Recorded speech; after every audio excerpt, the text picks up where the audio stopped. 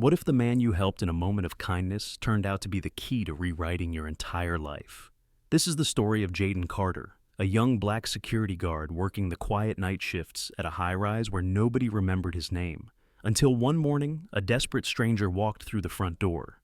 Tattooed, dirt-covered, judged by everyone, but not by Jaden. While the rest of the building turned away, Jaden opened a door that would lead to the most unexpected twist of his life. He didn't know that man was connected to the very top. And what happened next? It didn't just shake the system. It redefined what leadership, respect, and courage really look like. Stay with us to the end. Because by the time you hear the final words, you may never look at a uniform or a stranger the same way again. The night had barely lifted its weight off downtown Los Angeles when Jaden Carter stepped into the marble-floored lobby of Halberton Tower, a 32-story corporate fortress where the lights never fully slept, and the people inside walked like they owned the skyline. At just 22, Jaden had spent the last 18 months as the invisible spine of the building, a security guard with a pressed Navy uniform, polished boots, and a badge that carried more burden than power. To most, he was just the kid by the front desk, the guy you nod to without ever learning his name. But Jaden didn't mind the quiet. He minded the way the elevator music could drown out the sound of dignity. He minded the smirks from marketing bros in tailored suits who called him chief like a joke. He minded how the supervisor spoke to him only when something went wrong. But mostly, he minded how the building treated people like him, not as part of its structure, but as part of its shadow. That Friday morning, the lobby buzzed with early risers, laptop-toting employees flashing badges and breezing past him with barely a glance. Jaden watched the surveillance feeds like a conductor watching over an orchestra that didn't care he existed. His colleague Ronnie leaned on the desk, munching on a breakfast burrito, scrolling through his phone, occasionally tossing in comments like, "Bet half of these suits couldn't find the fire exit if it was on fire." Jaden smirked but said nothing.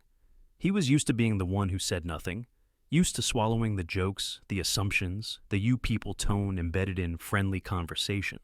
But beneath the silence, he carried something solid, a kind of knowing, a quiet code passed down from his mom, who'd worked graveyard ER shifts for 20 years. You hold the line, even when no one claps. At 6:43 a.m., the glass doors hissed open. A man stepped in, alone, no badge, no briefcase, no tie. He wore a tattered brown work jacket, jeans stained with dirt, and boots that carried the weight of distance. His salt and pepper beard was unkempt, and his face flushed red from the morning chill. He moved like someone who didn't belong, and he knew it. But his eyes held something urgent, panic wrapped in grief, desperation that pulsed just beneath the skin. He looked around like he was searching for oxygen in a room that refused to breathe. Jaden noticed it instantly. The man approached the front desk, his voice cracking as he spoke. "My daughter, Elena Reyes, she works here. She had emergency surgery. I just got the call from St. Mary's. She's in critical condition. I need to see her. Please. She's on the 18th floor, marketing." Ronnie froze halfway through a bite. "Do you have an appointment, sir?" "No, I just need to. She's all I got. I walked here from Pico. The bus broke down. I just need access." "Can't let you up without clearance," Ronnie replied, glancing toward the security monitor. "Building policy." Behind them, a woman in heels backed away slowly, whispering something to a man in a gray blazer. A few more people stepped to the side, clutching their bags tighter. Someone muttered, "Who let that guy in?" Jaden's chest tightened. He knew that look, that shift in the room. It wasn't fear, it was assumption. It was the subtle reprogramming of reality that said, if you don't dress the part, you must be a threat. Ronnie lowered his voice. "We should probably call Douglas." "Why?" Jaden asked. "Because he looks tired." Ronnie gave him a look. "Because he looks homeless." Jaden's eyes stayed on the man, the way his fingers trembled, the way his shoulders slumped from being judged before he could even finish a sentence. That wasn't a criminal. That was a father. Jaden stepped forward. "What's her name again?" "Elena Reyes, 18th floor." "I know her," Jaden said softly. "She always says hi when she walks in. Told me about her dad last Christmas. Said he was the reason she worked so hard." The man blinked, stunned. "You talk to her?" "Every morning. Told me she made the best tamales this side of Boyle Heights." A smile flickered at the corner of the man's mouth, then vanished just as fast. His lips quivered. That's her. She's got a good heart, like her mom did. Ronnie stepped in. Jaden, what are you doing? Opening the elevator, Jaden said. He pulled out his badge and walked the man toward the access panel. This isn't protocol, Ronnie hissed. You can't just... She's bleeding on a hospital bed, Jaden said without turning around. We don't have time for protocol. He scanned his card. The elevator doors opened. 18th floor, east wing. The man turned to him. Thank you. What's your name? Jaden. The man hesitated, then placed a hand over Jaden's. I won't forget this, Jaden. The doors closed, swallowing him in silence. Jaden stood there, back to the room, aware of the shift behind him. Ronnie's voice came low. Douglas is going to eat you alive. But Jaden didn't flinch, because for the first time in a long time, he didn't feel small. He felt real, Dot. By the time Jaden returned to the front desk, the lobby had shifted from murmurs to full-on murmuring, whispers crawling through marble corners like smoke before fire. Ronnie was already on his phone, likely texting their supervisor, Mr. Douglas, or worse, Building Security Command. Jaden stood behind the desk with practiced calm, but inside, his pulse kicked like a live wire. He didn't regret what he'd done. He couldn't. But he knew what was coming. It wasn't about rules being broken. It was about who got to break them and who got broken for trying. And Jaden? He was never on the safe side of that line. You really screwed up, man, Ronnie said without looking up. You let a guy without clearance into an executive floor. If anything goes wrong up there, it's your name on the clipboard. He's her father, Jaden replied, his voice low but firm. She almost died. That wasn't just a visitor. That was family. Ronnie scoffed. You don't even know if he was telling the truth. You don't know what people like that want. People like that. The phrase slammed harder than it should have, because Jaden had heard it too many times in too many ways. People like that. Who look tired, who don't carry briefcases, who don't fit the polished lobby aesthetic, who are automatically suspicious because they weren't dressed to belong. Jaden clenched his jaw and turned away. The phone rang. Twice, then stopped. 2 minutes later, the doors to the east corridor opened, and in walked Mr. Douglas, the head of building security, in his usual gray suit, clipboard in hand, mouth already pursed into the shape of disapproval. He was a tall man, late 50s, always looking like he'd been a beat cop in a past life, and hadn't quite left the attitude behind. Carter, he said, eyes locking on Jaden. Office, now. Ronnie raised his eyebrows at Jaden with a mix of sympathy and satisfaction. Jaden followed Douglas down the side hallway into the security control room, where walls of monitors flickered in grayscale silence. Douglas didn't sit. He spun on his heels and pointed. Do you know what you just did? Yes, sir. You violated multiple building protocols. You allowed unauthorized access. You overstepped your role. And worst of all, you did it with zero verification. Do you think this is some kind of social experiment? You think you're here to prove a point? No, sir. Then what? You felt bad for a stranger? Thought you'd play hero for a minute? I did what I thought was right. No, Douglas snapped, eyes narrowing. You did what you thought would make you feel right. That's different. You put this entire building's security at risk because you couldn't keep your emotions in check. This isn't your house. You don't get to open doors because you feel something. This is a system. You follow it or you get out of the way. Jaden stood still, every word hitting harder, not because they were loud, but because they were empty. There was no curiosity, no space for reason, just a wall built out of control, and Jaden had just stepped outside of it. Effective immediately, Douglas said, voice flat as pavement. You were suspended without pay. We will reevaluate your position after internal review, if you're lucky. Jaden blinked once. That was it. No hearing, no question. Just a verdict handed down like it had already been written. He nodded, not because he agreed, but because the room didn't have space for anything else. Douglas turned away, already moving on to the next box to check. Leave your badge and keycard at the desk. The walk back to the lobby felt longer than it should have. With every step, Jaden felt the weight of what had just happened pressing down on his chest like a truth too heavy to carry. He had done what no one else would, and for that, he was being erased. The moment he stepped back out, Ronnie looked up, and the smirk on his face was almost too casual to be real. Told you, he muttered. They don't play games around here. Jaden didn't reply. He reached behind the counter, unclipped his badge, and slid it across the glass like a silent surrender. Kim, the front desk receptionist who'd been watching the scene with wide mascara-coated eyes, finally spoke. "They really suspended you? Just for that?" "No," Jaden said softly. "Not just for that.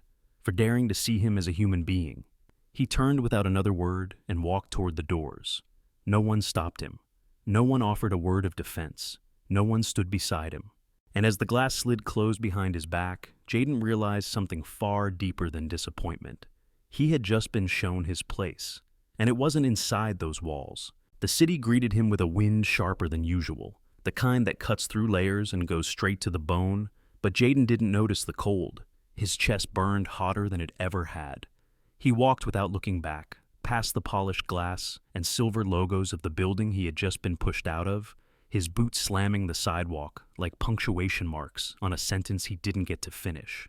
The streets were beginning to wake. Delivery trucks exhaled steam, cyclists cut between lanes, and early morning baristas scribbled names on cups with too much optimism for the hour. Jaden didn't belong to that rhythm anymore. He didn't have a plan. He didn't have a fallback.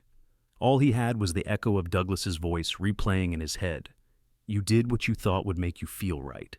And it looped like a mocking chant. His feet carried him 5 blocks before his mind caught up, and only then did he realize where he was going. Nowhere. Just walking. Until he saw it. Standing alone near the curb of 5th and Bixel, in front of a newspaper kiosk that hadn't opened in years, was the man he had helped. The same worn brown jacket, the same salt and pepper beard now more neatly combed, and in his hand a small paper bag, like something picked up from a hospital cafeteria.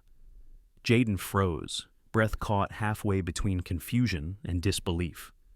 "I thought you'd be at St. Mary's," he said, cautiously approaching. The man looked up. "I was." His voice was calmer now, grounded like someone who had been pulled out of chaos and allowed to breathe. "She's stable. The surgery went well. They said if I hadn't gotten there in time..." He didn't finish the sentence. He didn't have to. The weight of what had nearly been lost hung heavy between them. "So why are you still here?" Jaden asked. The man smiled gently, not in amusement, but in something closer to reverence. "Because I had to come back. I needed to make sure you were okay." Jaden blinked. "Me? You saved me," the man said, stepping closer. "Not just by opening that elevator. You looked at me and didn't flinch, didn't assume. You treated me like I mattered, and I know what that costs." Jaden tried to respond, but his voice caught in his throat. For the first time since he walked out of the building, he felt seen. Not just noticed, seen. The man extended the bag. "It's just coffee and a sandwich, nothing special. But I thought maybe..."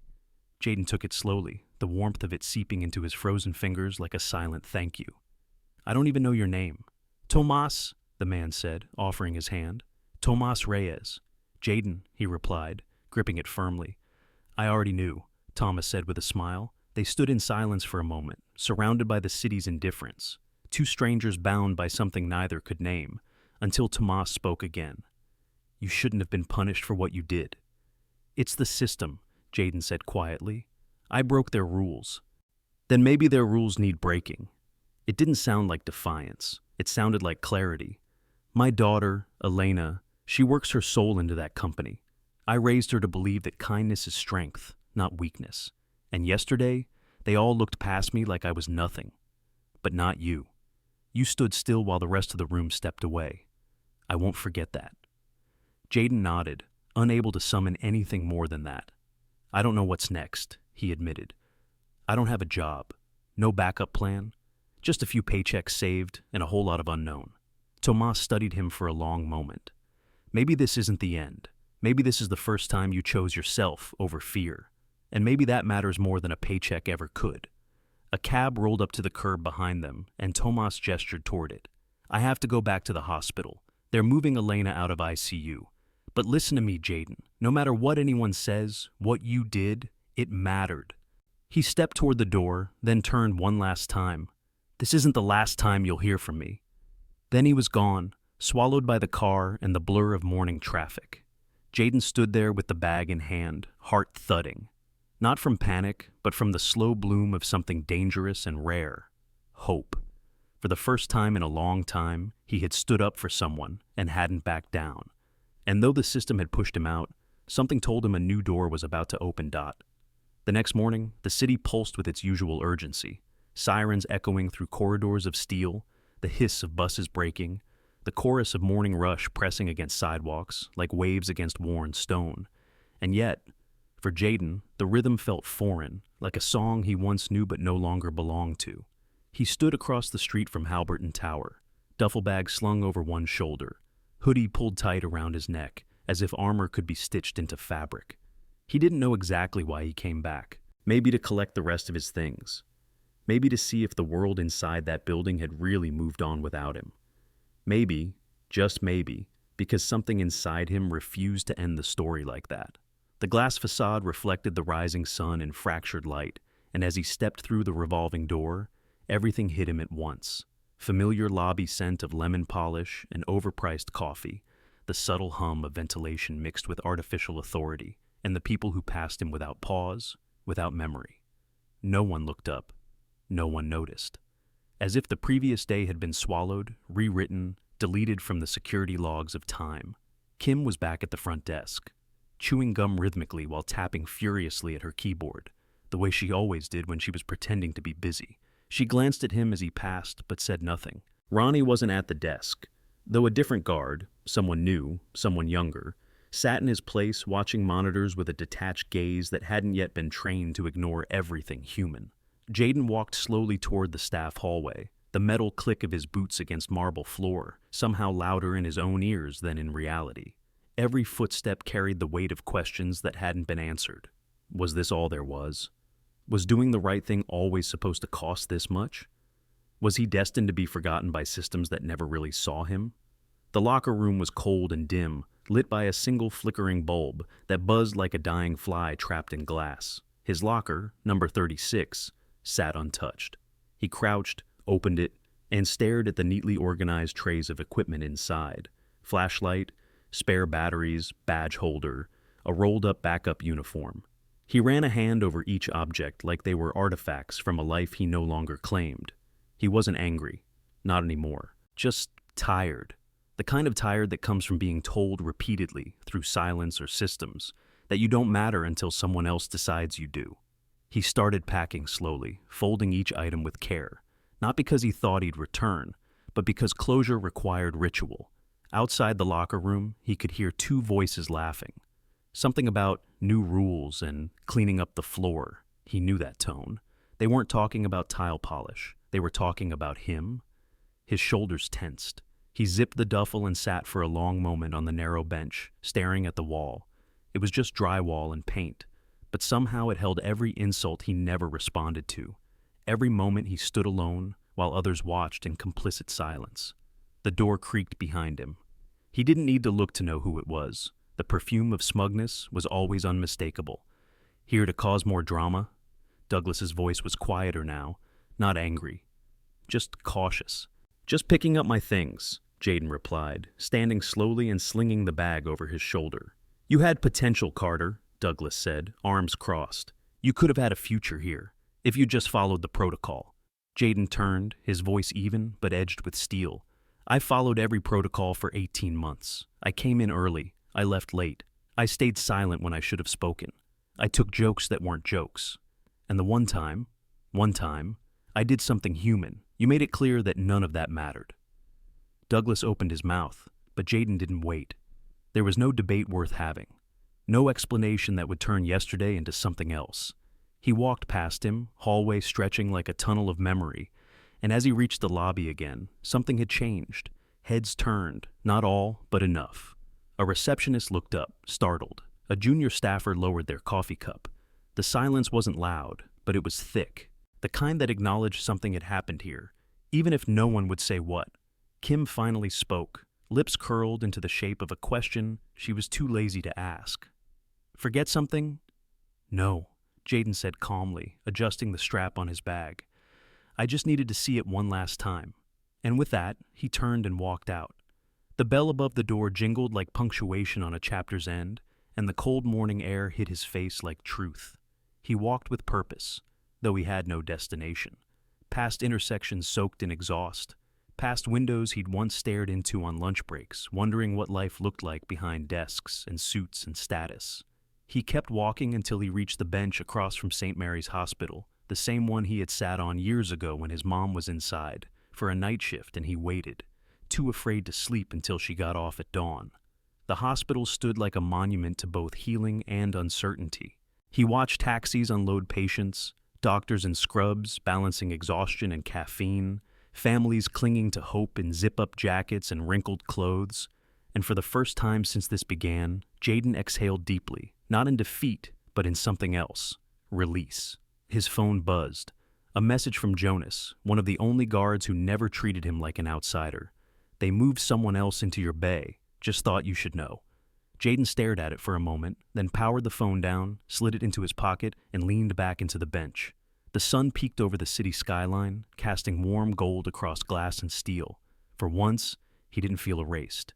He felt real. And that was enough. For now, Jaden didn't go straight home. He wandered for hours, past cracked sidewalks and traffic lights, frozen in cycles that felt more consistent than the lives beneath them. He ducked into a bookstore, browsed shelves he couldn't afford to buy from, watched a mother hush her child with a kindness that felt like a language he still spoke. He stopped by a diner, ordered nothing, just sat in a booth nursing a glass of water until the waitress stopped asking if he wanted coffee. It wasn't that he didn't want to go home. It was that home felt like another place he might be let go from. His apartment sat in a narrow 5-story walk-up on the edge of Westlake, with peeling paint and rusted stairwells that whined under every step. The hallway smelled of onions, old dust, and hope that had been microwaved too many times.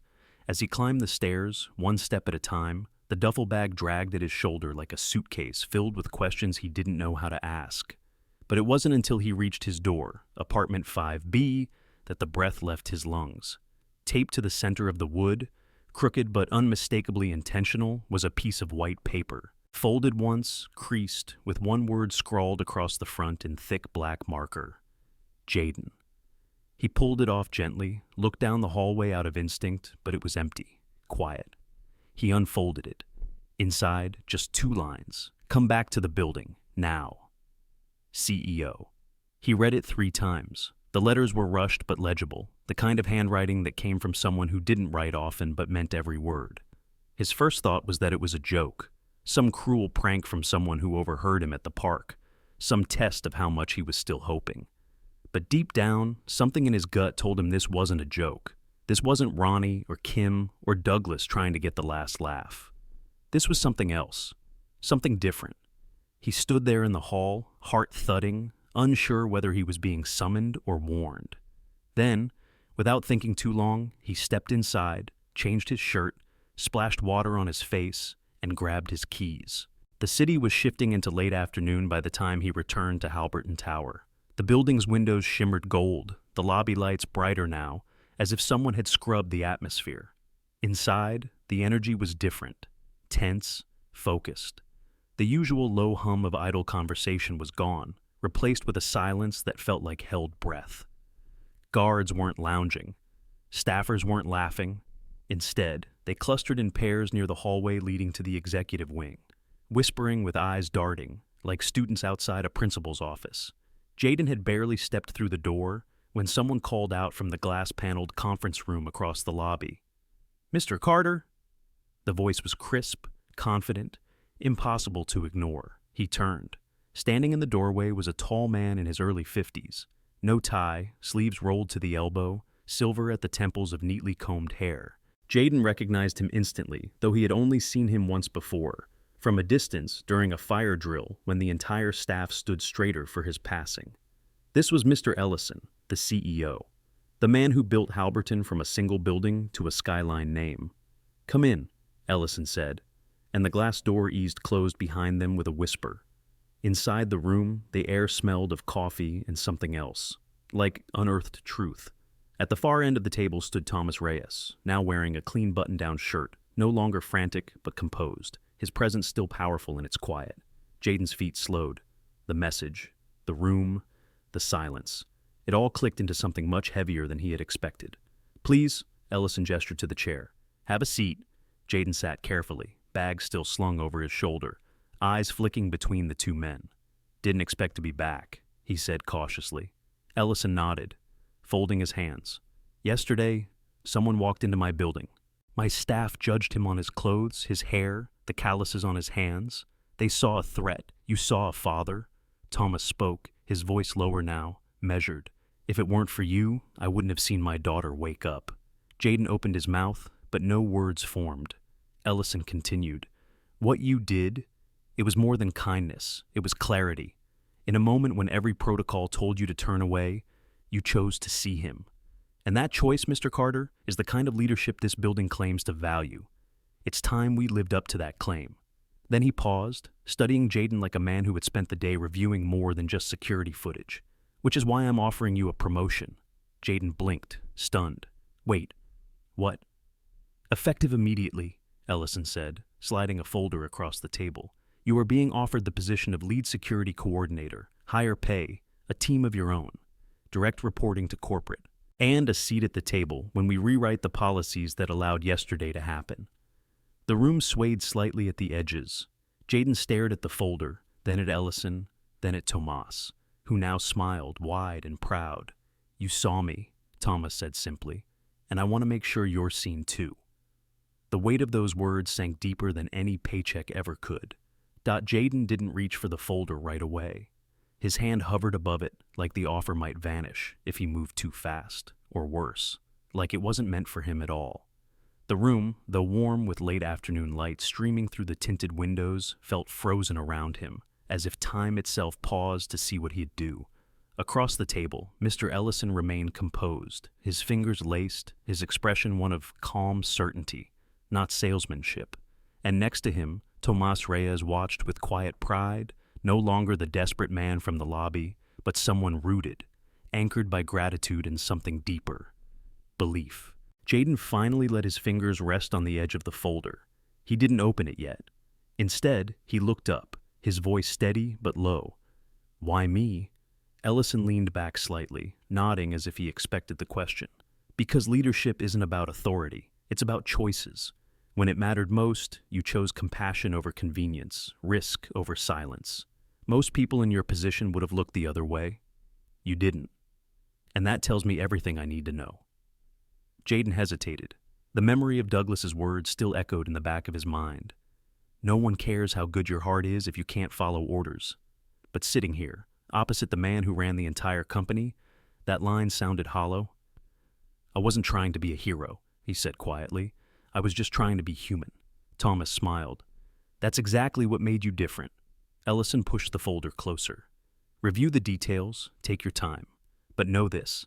This isn't a gesture. It's a beginning. We need people like you in places where decisions are made, not just where they are enforced." Jaden finally opened the folder. Inside, a letter of offer, benefits breakdown, role description. Everything was there, clean, structured, real, his name at the top. His name. It had been a long time since seeing his name printed on something had made him feel anything but invisible. "There's more," Ellison added. "Your former supervisor has been terminated, effective this morning. We conducted a full review. Multiple complaints, ignored for too long." Jaden's brows raised, not in triumph, but in quiet disbelief. "So, it wasn't just me?" "Rarely is," Ellison replied. "But it took your courage to force us to look." Jaden sat back, letting the words sink in. He remembered all the nights he had come home too exhausted to speak, the mornings he had swallowed bitterness with his cereal, the moments he had told himself to wait it out, to be patient, to hope hard work would make someone notice. It hadn't. Not until now. He closed the folder, stood up slowly, and reached out his hand. The grip he gave Ellison was firm, not defiant, not submissive, just solid. It was the kind of handshake that says, "I'm not here to play a role. I'm here because I earned it." "Welcome back," Ellison said. Jaden nodded, then turned to Tomas, who offered a hand too, but pulled him into a hug instead. It was brief, but real. "You changed the ending," Thomas whispered. Jaden didn't respond. He didn't need to. As he stepped out of the conference room, the hush that had fallen over the hallway deepened. The same cluster of guards, staffers, and mid-level managers who had once watched him as background noise now parted to let him through. No one laughed. No one whispered. A few gave small nods, not out of pity, but recognition. Jaden didn't rush. He walked to the corridor like a man who no longer had to ask permission to exist. In the lobby, Kim looked up as he passed, gum paused mid-pop, confusion tightening her features. "You back on shift or something?" she asked. Jaden gave her a small smile. "Something like that." She didn't reply, just blinked. He kept walking. The doors opened with a hiss, and the city greeted him like a stage waiting for its next act. The folder still clutched in his hand, he stepped onto the sidewalk, took a deep breath, and exhaled. Not the breath of a man escaping, but the breath of someone becoming.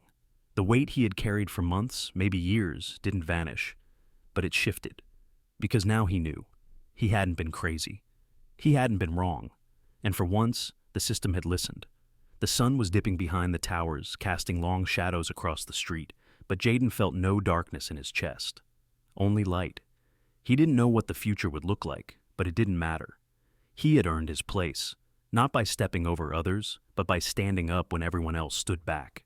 And that, he finally understood, was what real power looked like. The next morning, Jaden stood in front of his mirror wearing the same security uniform he had worn 100 times before. But somehow, it didn't fit the same way. Not physically. It still clung to his frame the way polyester always did. But in spirit. He wasn't the same man who'd slipped into it yesterday, or the day before that, or even the week prior when he thought surviving quietly was the only way forward. Today, as he laced his boots and buttoned each corner of the pressed collar, it felt less like a uniform and more like a declaration. He wasn't walking back into that building as a guard. They had enough of those. He was walking in as a mirror to a place that had tried its best not to look at itself. As he stepped outside, the city buzzed in its usual rhythm, honking taxis, barking dogs, a delivery truck rumbling over potholes, and yet everything felt slower, clearer, as though the noise around him could no longer drown out the clarity within him. He arrived at Halberton Tower 15 minutes early, not because he was trying to impress anyone, but because it was habit, a habit built from years of being told he had to be twice as punctual to be taken half as seriously. This time, when he passed through the revolving door, the lobby didn't blur past him. Eyes followed him, some with curiosity, some with restraint, and a few with the uneasy awareness that change had walked through the door wearing the same clothes they once ignored. Kim barely looked up, but her posture stiffened. Ronnie, stationed near the east exit, straightened at the sight of him, unsure whether to nod or speak or disappear. Jaden didn't acknowledge either of them, not from spite, but because the day wasn't about them. It was about the floor he was about to step onto, the decisions waiting in the small glass office upstairs, the quiet reckoning that comes after a storm. When he reached the executive level, the doors slid open to reveal not just polished glass and clean lighting, but something deeper, space that had, until now, existed above him. Today, it felt reachable. As he walked toward the new security office, his office now, he passed two janitors who paused and exchanged a look. One of them, an older man with graying edges around his temples, smiled faintly and gave Jaden a slow nod. That moment mattered more than the promotion letter ever could. It wasn't about climbing. It was about lifting. The office was modest, no fancy desk or skyline view, just a clean work table, two chairs, and a terminal with access to the internal monitoring systems. But on the wall, framed and centered, was a newly posted sign titled Code of Respect, Ground to Executive. It had been signed by Ellison himself. Jaden sat at the desk, powered on the screen, and let the silence wash over him. Not the silence of dismissal, but the kind that invites breath. He spent the first hour reviewing outdated staff policies, marking areas that needed rewriting, crafting a plan for onboarding every floor manager with new bias awareness sessions. This was more than enforcing. It was reimagining. Around noon, there was a knock. Jonas, the younger guard who had sent him that quiet message about someone else taking his bay, stood in the doorway. "Got a minute?" he asked, voice low. Jaden nodded. Jonas stepped in slowly, eyes scanning the room. "Didn't think I'd see you back here," he said. "Didn't think I would be," Jaden replied. "You good?" "Better than I've been in a long time." There was a beat of silence before Jonas said, "What you did that day, I should have backed you up. You don't have to explain," Jaden said gently. "Most people freeze when the system tightens. I'm just trying to make sure it doesn't crush the next person who dares to move." Jonas nodded, awkward at first, but then with something like respect. If you ever need someone on your team, just saying, I'm in. I'll remember that, Jaden said. After Jonas left, Jaden stood and looked out over the floor through the wide window. He didn't see power in the suits or status in the conference calls echoing faintly down the corridor. What he saw was opportunity, to lead differently, to break the mold that said leaders had to be loud or feared or born into titles. He saw the reflection of himself, young, black, tired but unbent, and he smiled. He had walked into that building countless times as someone trying not to be noticed. Today he stood as someone they couldn't ignore. That afternoon, Jaden sat in the corner of the break lounge on floor 17, sipping from a paper cup of lukewarm coffee, his newly issued badge clipped neatly beside a plain black lanyard with Security Lead Halberton Tower printed in silver across it. He wasn't trying to be seen, he was just present. Yet presence, when it came from someone the system once taught others to ignore, felt like confrontation to those unready to reckon with it. Across the room, two middle-tier staffers from legal stood murmuring by the water cooler, their voices low but not quite low enough. "Is that the guy from last week?" one of them asked, squinting slightly like his memory wasn't quite sure. "Yeah, that's him," the other replied. "Didn't he get fired for, letting in a trespasser or something? I heard the guy was off his meds, homeless or something. Can't believe this dude got promoted for that." Then the other leaned in and whispered a little too loudly, "Honestly, he doesn't look like someone who belongs up there." The words sat in the air like spoiled smoke. Jaden didn't flinch. He'd heard worse. He'd heard it from supervisors, from clients, from strangers who mistook his quiet for submission. But today something inside him refused to let those words hang without reply. He stood. Not quickly or dramatically, but with the calm of someone who had earned his silence and was now choosing to break it. The two men turned as he approached, their smirks faltering just enough to reveal the cracks beneath. "Gentlemen," Jaden began, his tone polite but sharpened by precision, "I just wanted to introduce myself. Jaden Carter. I oversee security and interdepartmental integrity compliance across the building now. If you ever hear language that suggests someone doesn't belong here, my extension is 3210. You can call any time. We take those kinds of observations seriously." The taller of the two blinked. "Oh, we didn't mean—" "It's fine," Jaden said, cutting through the apology like paper. "People rarely do."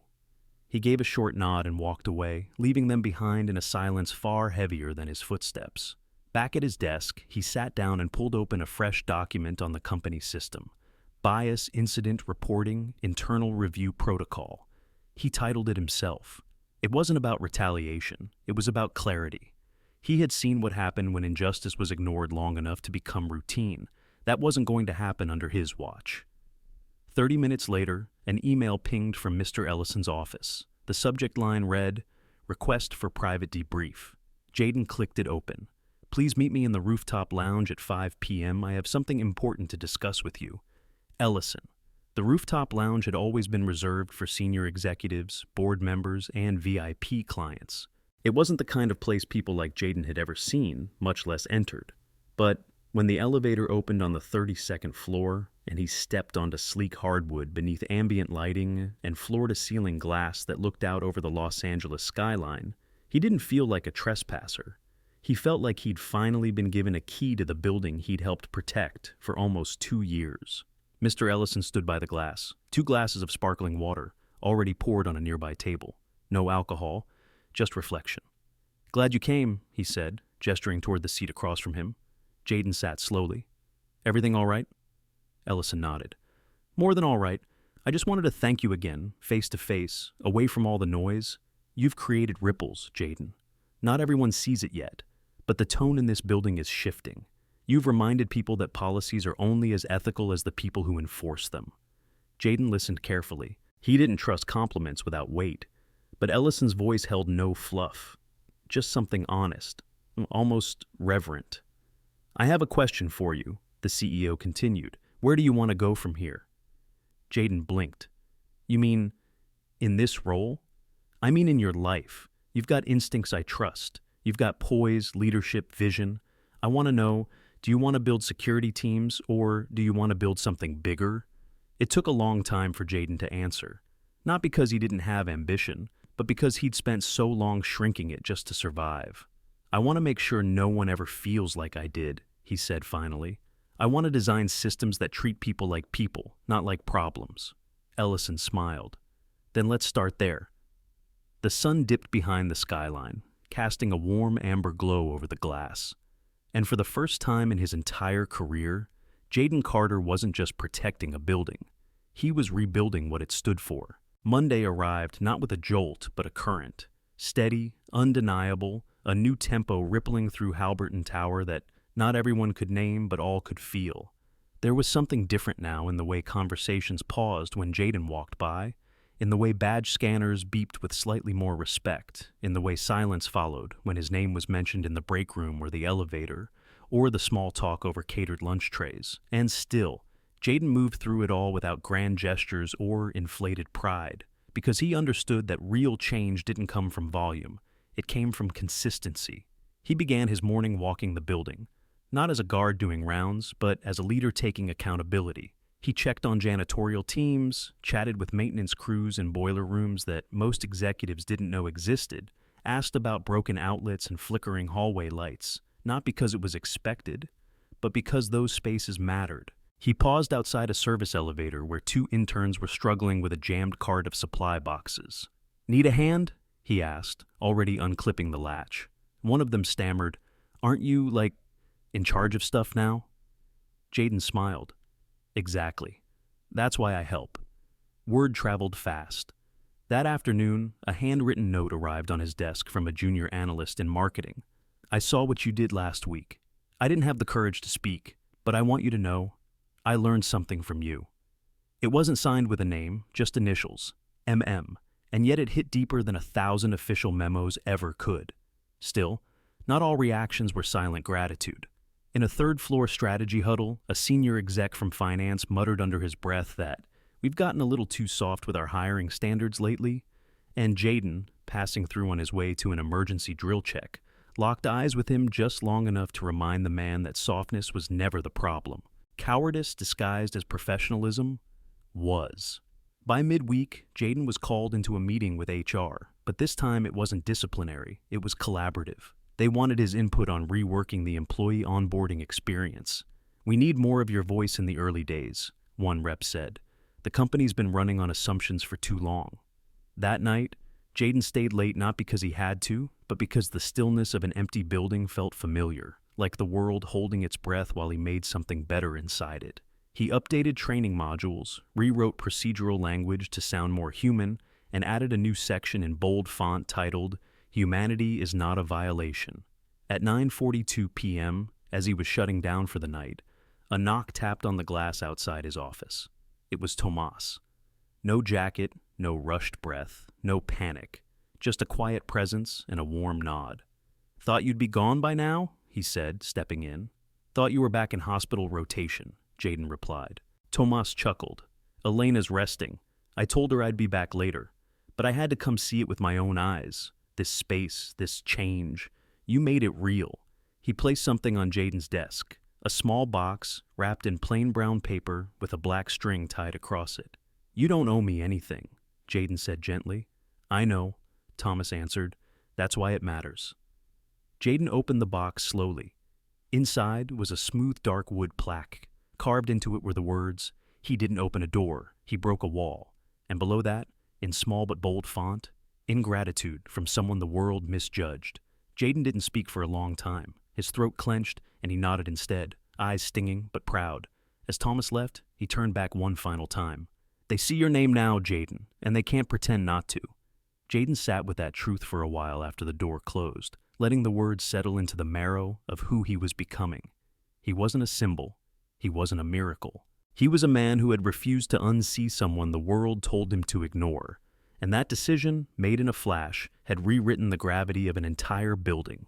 He ran a hand across the carved plaque, the warmth of its surface grounding him. And in that quiet moment, he understood that the most radical thing he'd ever done wasn't breaking the rules. It was breaking the silence. The next morning, the elevator doors opened like a mirror and stared back at Jaden with the kind of steel stillness he had once feared. Back when riding up to the 32nd floor had felt like stepping into someone else's world, a space that didn't belong to people like him. But today, as he stepped inside, swiped his upgraded clearance badge, and watched the numbers climb with a steady hum, it no longer felt like trespassing. It felt like return. And yet, something about the silence pressed differently today. Not hostile, but alert, as though the building itself was watching what he would do next. When the doors opened, he was met not with warm nods or small talk, but with a confrontation he had not expected to come so soon. Douglas was standing in the corridor, same gray suit, same clenched jaw, but less certainty in his eyes now, as though his foundation had been cracked and he had been walking on the fragments. "You got a minute?" Douglas asked, his voice lower than usual. Jaden paused, not out of fear, but out of calculated consideration. "That depends," he said. "Are we talking as colleagues, or as the man who had me escorted out last week?" Douglas took a slow breath. "I came to say something. Off the record." Jaden folded his arms. "Go ahead." "I don't agree with how this all played out," Douglas said, eyes flicking toward the ceiling like he was looking for words in the vents. "But I was wrong about you." Jaden tilted his head, skeptical. "You were wrong about a lot more than just me." "I know," Douglas said, the words sticking like they were made of stone. "I thought following the system meant enforcing it without question. I didn't see what it was doing to people until—" He didn't finish. He didn't have to. "Until it cost you something," Jaden filled in. Douglas nodded slowly. "Yeah." For a moment, Jaden almost pitied him. Not because he had lost power, but because it had taken losing it to understand what it meant to abuse it. "I'm not looking for an apology," Jaden said. "I'm looking for change. Because the next time someone like me makes a call that doesn't fit your comfort zone, they shouldn't have to lose everything to prove they were right." Douglas's jaw tightened again, but this time, he didn't argue. He just nodded once and walked away, shoulders a little heavier than when he arrived.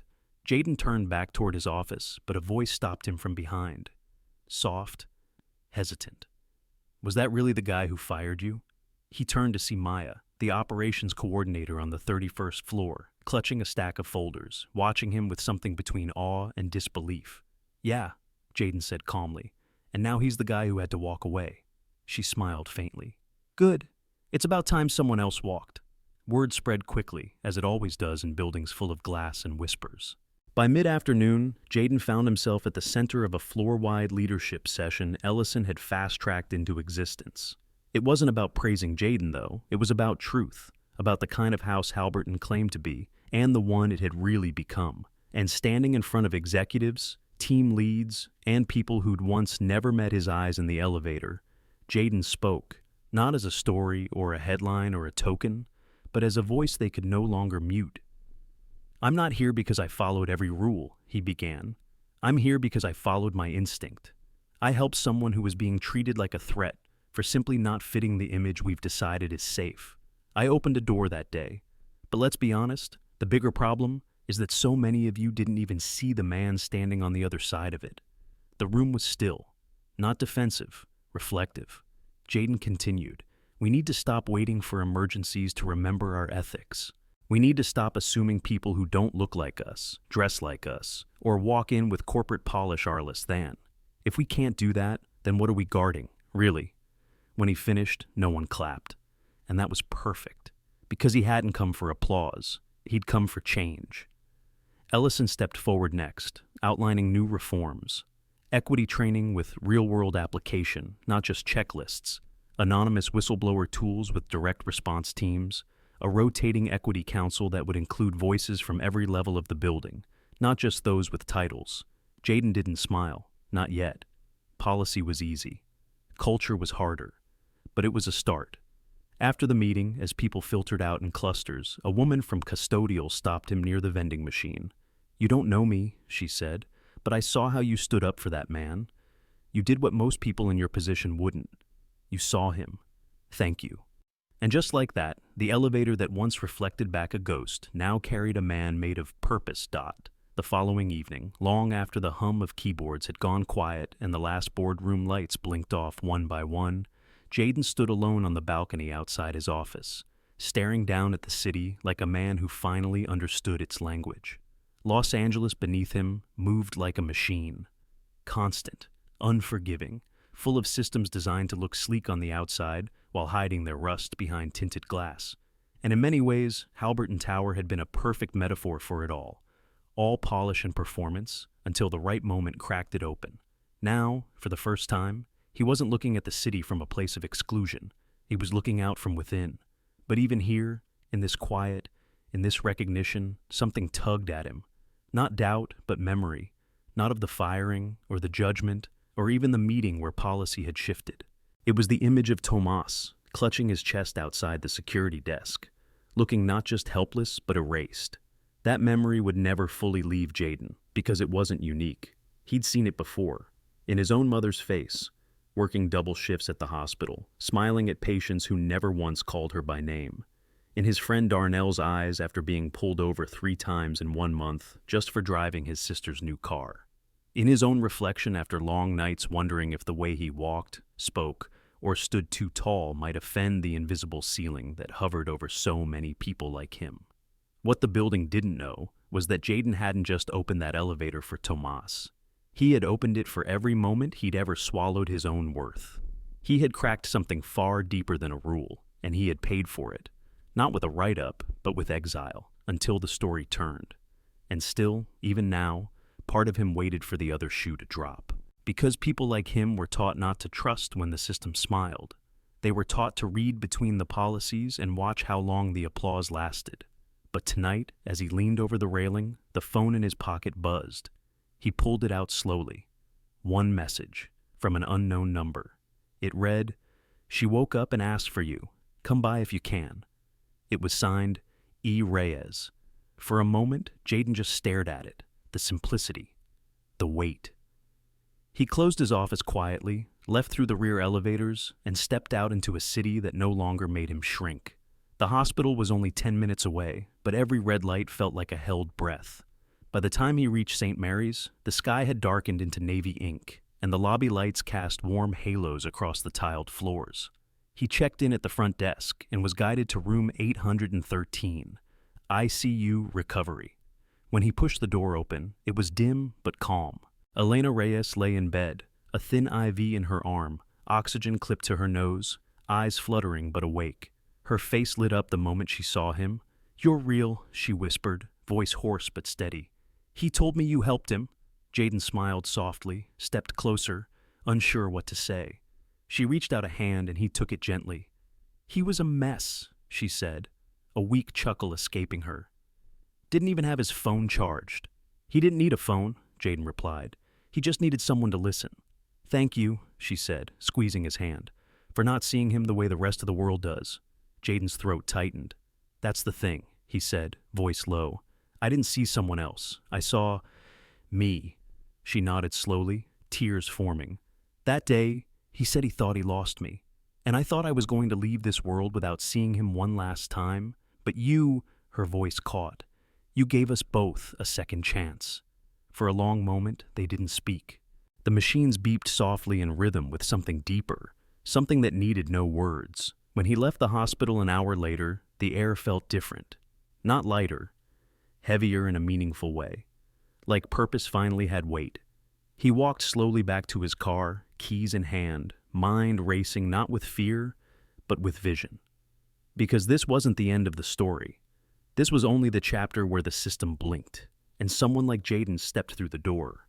The next week unfolded not like a storm, but like the quiet after it, when the wreckage is still fresh, but the air smells like beginning. Inside Halberton Tower, things didn't magically change overnight. People still whispered, still stared, still second-guessed what they didn't understand. But they also listened more, apologized, sometimes, and most importantly, hesitated before making assumptions. Jaden noticed it in the small moments. The new receptionist who now asked before dismissing walk-ins, the building manager who stopped by the janitor's station to say hello by name, the way Jonas had started walking the overnight floors without earbuds in, just listening. That mattered. Change never came in applause. It came in eye contact, in accountability, in the unlearning of habits that once disguised themselves as procedure. But even as the building adjusted, Jaden found himself adjusting too. Not just to the title or the office, but to the realization that he no longer needed a badge to be somebody. Because for the first time, who he was and what he stood for were finally in the same room. One afternoon, while preparing a new orientation deck for incoming staff, He caught a glimpse of his own reflection in the darkened glass of the elevator doors. Same uniform, same stance. But something was different. Not the image, but the presence. For so long he had walked that hallway shrinking, waiting to be corrected, expecting resistance. Now he walked like he had nothing to prove, because he didn't.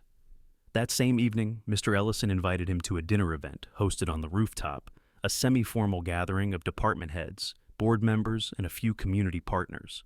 Jaden wore a navy button-down, no tie, but walked in with the kind of quiet confidence that made people pause mid-sentence when he passed. Ellison introduced him simply.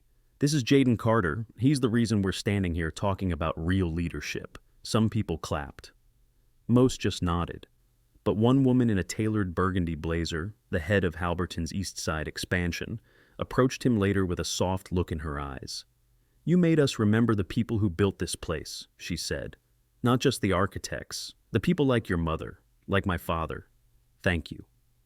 That night, after the event, Jaden took the long way home, drove through the neighborhoods where concrete cracked under forgotten weight, past the corner store where he once bought cheap coffee on his way to the night shift, past the sidewalk where he'd once sat after being fired, too stunned to cry. The city looked the same, but to him, it no longer pressed down. It opened up. When he pulled into his apartment complex, he saw a familiar face sitting on the front step.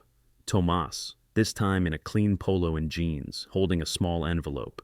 "She's being discharged next week," he said as Jaden stepped out of the car. "We're moving her closer to me, out of downtown." Jaden smiled. "She's lucky to have you." Tomas shook his head. "I think we're both lucky, because someone stood still when the rest of the world stepped away." He handed Jaden the envelope. "It's nothing official, just something we wanted you to have." Jaden opened it slowly. Inside was a simple photograph. Elena in her hospital bed, smiling, holding up a handmade sign that read, "You matter," and beneath it, in her handwriting, "Thank you for saving 2 lives." Jaden stared at it for a long time, not because he needed the reminder, but because it sealed something that no title ever could. Later, as he placed the photo beside the carved plaque in his apartment, he realized that this quiet proof of impact, was worth more than 100 promotions. He sat by the window, watching the city lights blink like scattered hope, and thought about how close he'd come to never opening that elevator door.